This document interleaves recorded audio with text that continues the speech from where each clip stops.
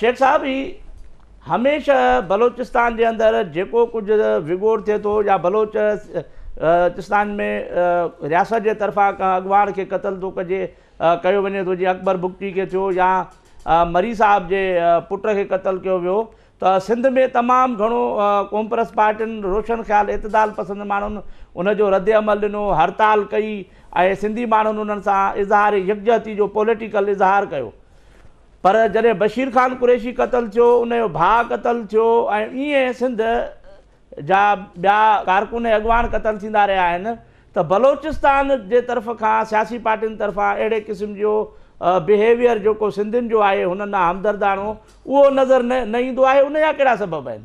बलूचिस्तान जे political setup में सिंध जे political setup में साईं बाऊचा साहब ज़मीन आसमान जो फ़र्क़ु आहे।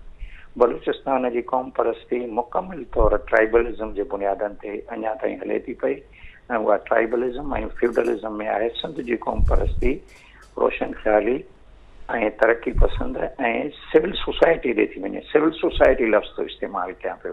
सिविल सोसाइटी जा माण्हू जेके हूंदा आहिनि से वसीउ नज़र हूंदा आहिनि, उहे ॿियनि जे लाइ हमदर्दियूं रखंदा आहिनि। तंहिंजे करे इहो जेकॾहिं सिंधियुनि फ़र्ज़ु अदा कयो त उन्हनि सही अदा कयो, जेकॾहिं बलोचनि उन फ़र्ज़ु न अदा कयो त या बलोचनि जी कोताही आहे, असांखे उन कोताहीअ खे फॉलो न करणु खपे। ख़ालिक़ जेको बार बार रिपीट थो करे न शइ खे त असां नस्ल परस्ती जी बुनियाद ते सिंधी क़ौम जे स्ट्रक्चर खे न ॾिसूं, असां जेको आहे सो तंग नज़रिए ते न ॾिसूं। असांखे लॻे थो हिन वक़्त ते जेका बाहि ॿरे थी पई उन में असां ते ख़ासि करे मूं ते ख़ालिक़ ते या जेके बि अहिड़ी सोच रखूं था त बाबा हिन बाहि खे जेको आहे ख़तमु करण जी कोशिशि कयो। असां ते तनक़ीद बि थींदी ऐं सोशल मीडिया ते त मूं कलाकूं ॾिठो आहे त बाहि थी ॿरे पई, पर सबबु इहो आहे त सिंधी जेके आहिनि इन मामले में पॉलिटिकली उन्हनि खां अॻु भरा आहिनि। तंहिंजे करे सिंधी सम्झनि था त जेकॾहिं पाड़े जे घर में बाहि लॻे थी पई त इहा बाहि असां ॾे बि ईंदी। तंहिंजे करे सिंधियुनि जो जेको रद्द अमल हो सो पॉज़िटिव रद्द अमल हुयो ऐं बलोच पॉलिटिक्स जेका आहे सा असां खां वधीक नस्ल परस्तीअ ते ऐं सिविल सोसाइटी खां दूर आहे। तंहिंजे करे उन जा इहे नतीजा तव्हांखे ॾिसण में था अचनि पिया। मां अञा हिन ॻाल्हि खे वाज़े थो कयां पियो त सिंध में जेकॾहिं को बि इशू उथंदो आहे त सिंध में उहो इशू कराचीअ खां कश्मीर ताईं तव्हांखे ॾिसण में ईंदो आहे। बलूचिस्तान में इहा कैफ़ियत कान्हे का। तंहिंजे करे इन सां असां मुआज़नो न कयूं। ऐं सम्झां थो पियो त सिंध पंहिंजे सोच फ़िक्र खां बलूचिस्तान खां घटि में घटि सियासी तौर थो चवां पियो ऐं दावा सां थो चवां पियो, नस्ल परस्तीअ या साड़ या बुग़्ज़ जे बुनियाद ते नथो चवां पियो, पर सिंध जेका आहे सा इन सोच खां सियासी सोच खां बलूचिस्तान खां घटि में घटि बलूचिस्तान खां 50 साल अॻिते आहे। अवां जी नज़र में, अवां जे सियासी तजुर्बे में, अवां जी पॉलिटिकल पार्टी जेका आहे उन जी लाइन मुताबिक़ सिंध हिन क्राइसिस मां, सिंधी माण्हू हिन क्राइसिस मां निकिरण लाइ अवां वटि कहिड़ी तजवीज़ आहे ऐं बलोचिस्तान जी बलोच जेका क़ौम आहे ऐं जेका सिंधी क़ौम आहे उन में जटरादार भाईपी ऐं भाईचारो क़ाइमु करण लाइ अवां वटि कहिड़ी तजवीज़ आहे? तमामु सवली ॻाल्हि आहे। तव्हां उहा तजवीज़ अॻ में ॾेई आया हो।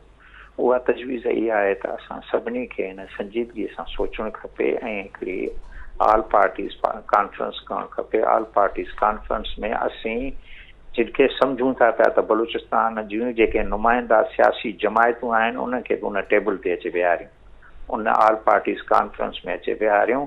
ठला उहे बयान ॾेई ऐं उन खां पोइ रवाना था थी वञनि पिया। उन्हनि खे विहारे चइजे त तव्हां हिन मसइले जो हल ॿुधायो।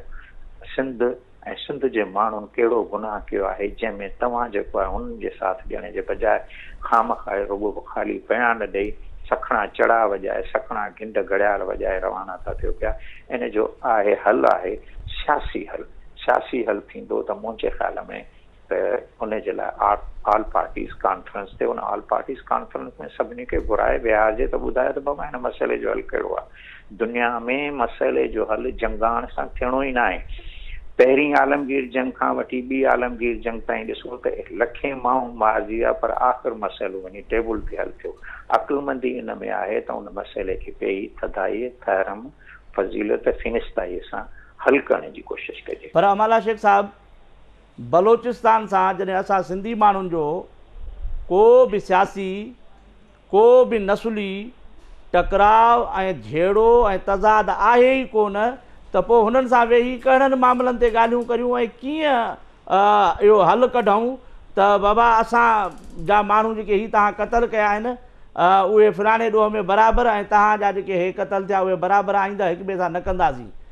असां त हुननि जो को बि एज़ ए सिंधी क़ौम कॾहिं बि कंहिं बलोच खे सिंधियुनि क़तल नाहे कयो ऐं न ई कॾहिं बलोचनि जी कंहिं तहरीक जी सिंधियुनि का मुखालफ़त कई आहे त पोइ इन तकरार खे अव्हां जी नज़र में कीअं हल कबो जेको तकरार आहे ई कोन। मुंहिंजा भाउ मुंहिंजी ॻाल्हि ॿुधो, मां ॻाल्हि इहा थो कयां पियो त पहिरीं ॻाल्हि आहे त सिंधी माण्हू कंहिं बि बलोच ते हथु सिधो कयो ई कोन्हे को, तंहिंजे करे सिंधी माण्हू ॾे पलव पाणी निकिरी नथो सघे पियो, हिकु ॻाल्हि। ॿी ॻाल्हि जेका मां थो चवां पियो त उहो असां जेके पॉलिटिकली उन्हनि खां, ऐं चवां थो दावा सां थो चवां, असां पॉलिटिकली हुननि खां वधीक जेको आहे शऊर ऐं साञा था रखूं। असां हिननि खे घुराए टेबल ते विहारे पुछूं त तव्हां हिननि मसइलनि जो हल ॾसियो।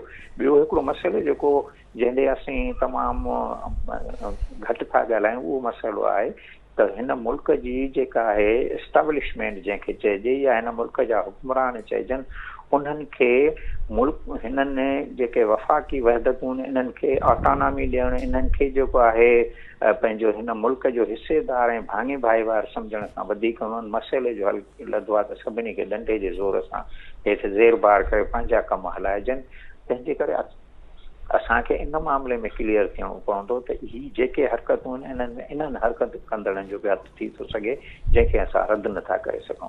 मुंहिंजा अदामा जो चवण जो जनरली जेको मां पंहिंजे कंक्लूजन ते थो अचां पियो त जनरली त इन्हनि मसइलनि जो हल आख़िर सियासी हल थियणो आहे। सियासी हल में जेके बि हिते सिंध में, ख़ासि करे सिंध में जेके संजीदह सियासी पार्टियूं आहिनि उहे गॾिजी वेही जेको आहे बलोचनि सां टेबल टॉक करे था सघनि, इहो जेको रुझान वधीक मज़बूत थींदो।